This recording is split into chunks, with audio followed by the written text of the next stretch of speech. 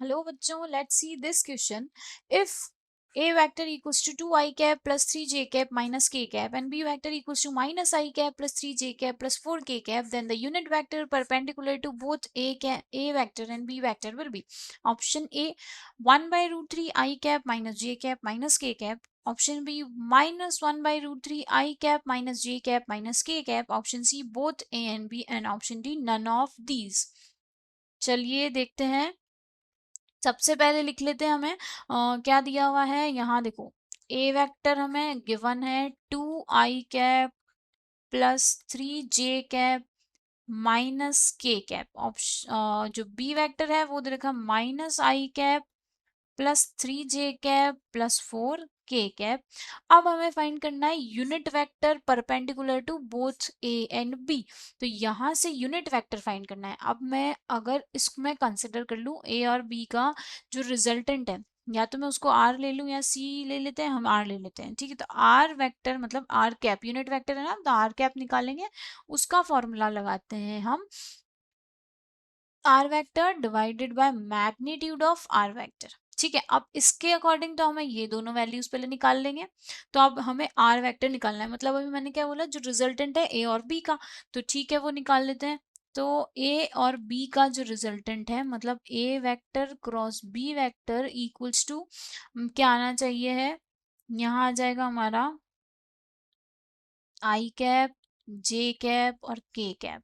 तो आई वाली एक साथ 2 -1 3 एंड 3 -1 एंड 4। ठीक है, अब यहां से देखो, अगर मैंने आई वाली हाइड कर दी तो क्या बचा 12 माइनस ये पहले से ही माइनस है। ठीक है, तो यहाँ कितना हो जाएगा +3, ये हो जाएगा आई कैप माइनस जे वाली हाइड करी तो कितनी हुआ 8। अब ये क्या है, दोनों ही माइनस में है तो क्या हो जाएगा प्लस, तो ये होगा हमारा -1। ये हो गया हमारा जे कैप प्लस ये के वाली हाइड करेंगे, ये हो गया हमारा ये, और यहाँ हो गया प्लस में क्योंकि ये कैसा है माइनस में है, ये हो गया हमारा के कैप। तो जो रिजल्टेंट आर वेक्टर है वो क्या निकल के आया हमारा 15 I cap minus 7 j cap, 7 आएगा 7 j कैप प्लस 9 k। ठीक है, ये तो हमारा आर वेक्टर निकल के आया। अब मैं अगर निकालती हूँ आर वेक्टर का जो मैग्नीट्यूड है वो मुझे फाइंड करना है, तो वो मैं फाइंड कर लेती हूँ।